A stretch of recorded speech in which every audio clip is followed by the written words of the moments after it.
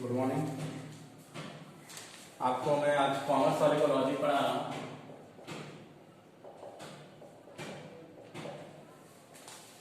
Logic पढ़ाने के पहले देखो, पहला क्वेश्चन इसमें 1.1 में ही दिया रहता है। अच्छा, मार्क्स कितने ले जाते हैं?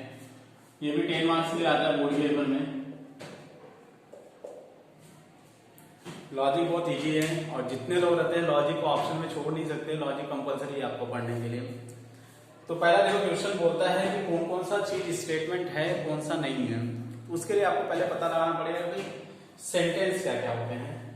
तो मैं पहले लिखता हूं not a statement. Not a statement, कौन कौन से स्टेटमेंट नहीं होते हैं। पहला चीज इंट्रोगेटिव सेंटेंस, दूसरा आता है exclamatory sentence,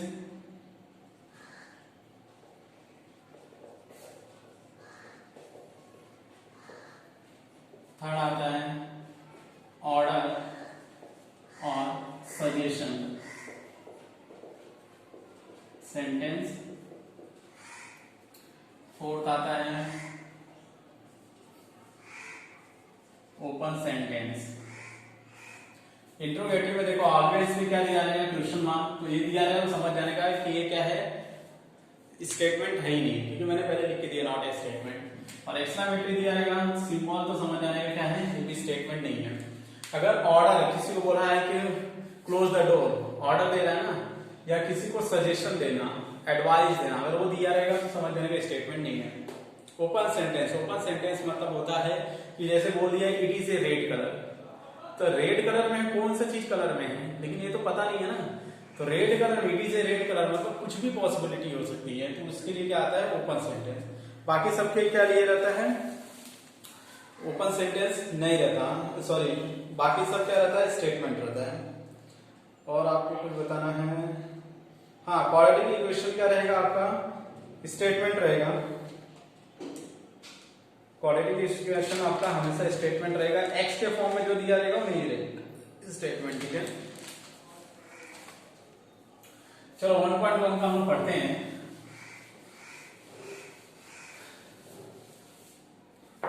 statement which of the following sentence and are statement justify your answer. पहला क्वेश्चन क्या बोला है, a triangle has an side. पहला देखते हैं कि ये कौन सा सेंटेंस है। इंट्रोगेटिव है, नहीं है क्योंकि क्वेश्चन मार्क नहीं दिया। एक्सक्लामेटरी है, वो भी नहीं है। किसी को सजेशन दे रहा है, वो भी नहीं है।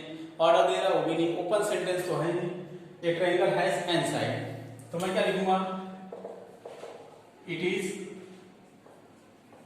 Statement hence. इसका ट्रूथ वैल्यू लिखना पड़ेगा, ये सही बोल रहा है कि नहीं। ट्रूथ वैल्यू मतलब होता है सही बोल रहा है कि नहीं बोल रहा है। जब स्टेटमेंट रहेगा तभी ट्रूथ वैल्यू निकालना है, जब स्टेटमेंट नहीं रहेगा तो ट्रूथ वैल्यू निकालने की जरूरत नहीं है। It is a statement hence truth value. Truth value, triangle has an side.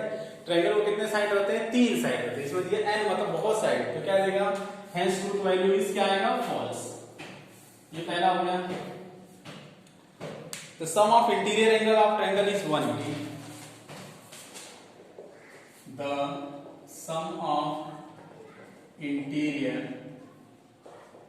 Angles of triangle is क्या रहेगा, 180। ये आंसर है। अब इसका आंसर लिखता हूं। अब देखते हैं सम ऑफ इंटीरियर। सीधी सी बात है, ना तो इंट्रोगेटिव क्वेश्चन है, ना एक्सक्लामेटरी है, ना ओपन सेंटेंस है, ना तो सजेशन है, ना ऑर्डर है। तो देयरफॉर इट इज क्या रहेगा, स्टेटमेंट हैंस। ट्रूथ वैल्यू क्या आएगा, स्टेटमेंट है तो ट्रूथ वैल्यू चेक करेंगे हम लोग। इसका ट्रूथ वैल्यू क्या आने वाला है, तो sum of interior angle of triangle मतलब त्रिभुज के तीनों कोणों का माप कितना होता है, 180 है। सही बोल रहा है, तो ट्रूथ वैल्यू इस क्या आएगा, true.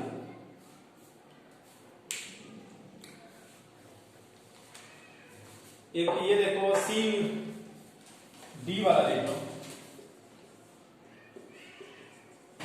Please, grant me a loan.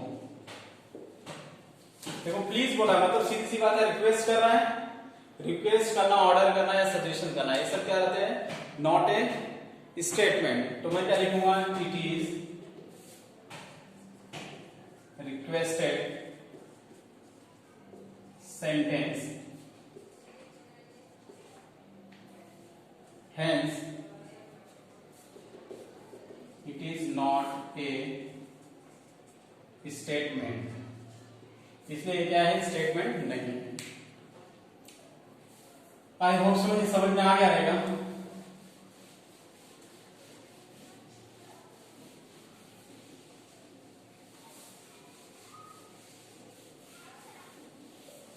चलो आगे देखते हैं।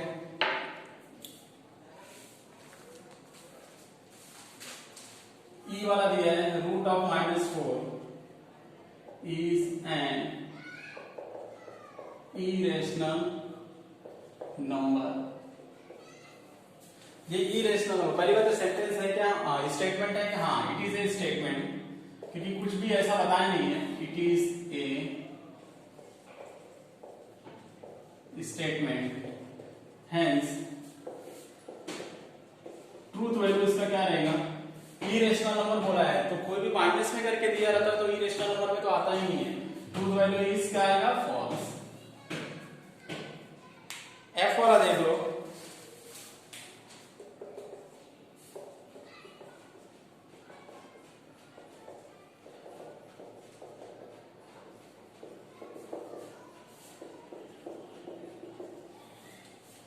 ये बोला है क्वाड्रेटिक इक्वेशन दिया तो इट इज ए स्टेटमेंट,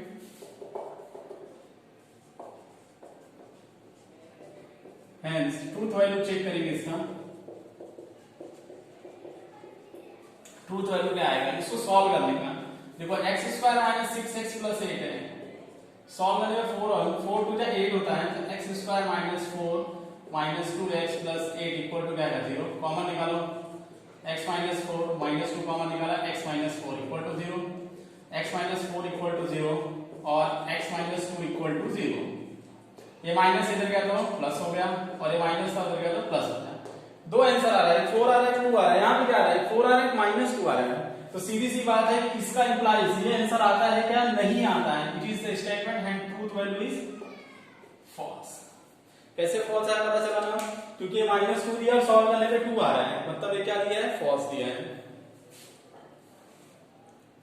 उसके बाद ही इज एन एक्टर, ये देख लेते हैं।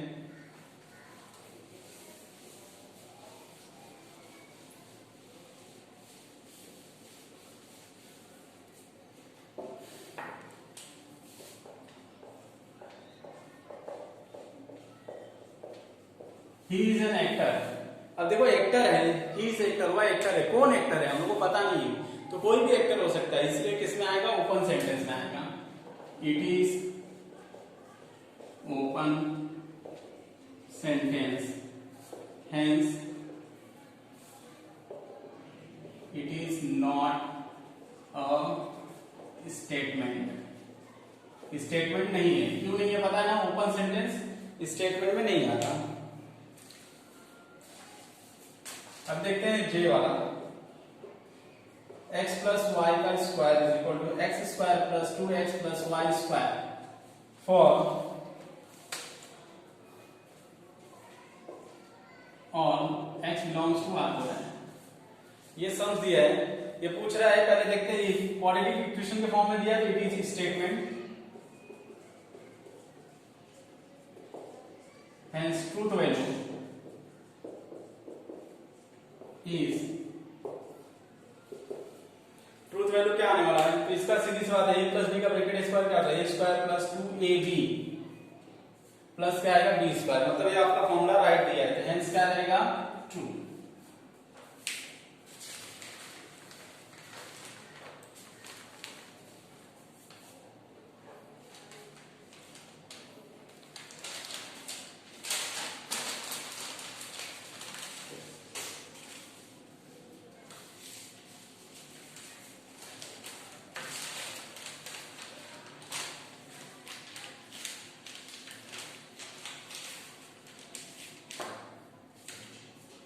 एक और दिया है IB,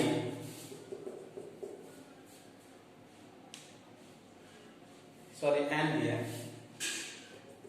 n का क्या दिया है 1 फैक्टोरियल, फैक्टोरियल दिया है, एक्सक्लेमेटरी मार्क्स नहीं समझना, फैक्टोरियल दिया है 1 फैक्टोरियल इज 0, तो सीधी सा फैक्टोरियल के फॉर्म में दिया तो इट इज ये स्टेटमेंट,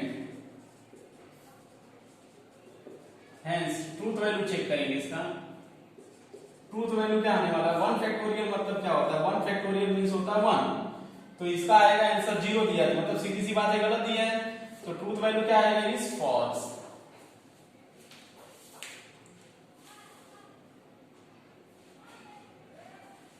और कौन सा, चलो जो थोड़ा कॉम्प्लिकेटेड है वो सब बता देता हूं।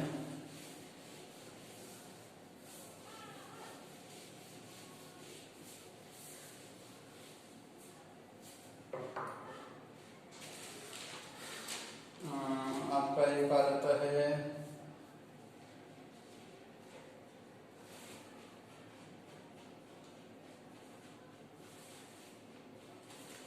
ऐसा देता हूं, 2 कोप्लेनर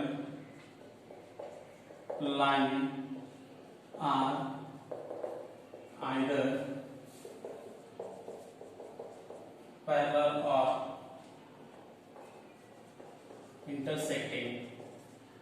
इसका आंसर देखो 2 कोप्लेनर लाइन मतलब एक प्लेन में 2 लाइन होती है, ठीक है, ये दोनों पैरेलल भी हो सकता है तो सही है। पहली बार एक स्टेटमेंट है क्या, obviously it is a statement क्योंकि इसमें कुछ दिया नहीं है,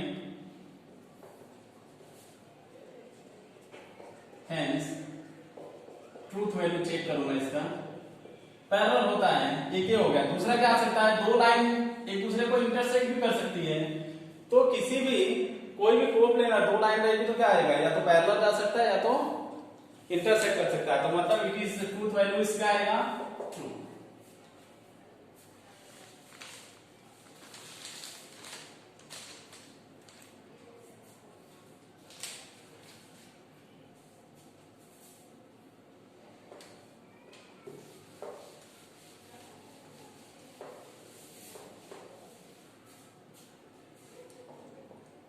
बाकी मुझे नहीं लगता है कि देखो आर वाला क्या बोला है, the number is 2 is only even prime number, तो इवन प्राइम नंबर बोला है, तो स्टेटमेंट है ये, तो 2 is only even prime number, सही बात है, प्राइम नंबर 2 होता है लेकिन सिर्फ इवन प्राइम नंबर 2 ही होता है, तो ये क्या आएगा ट्रू आएगा।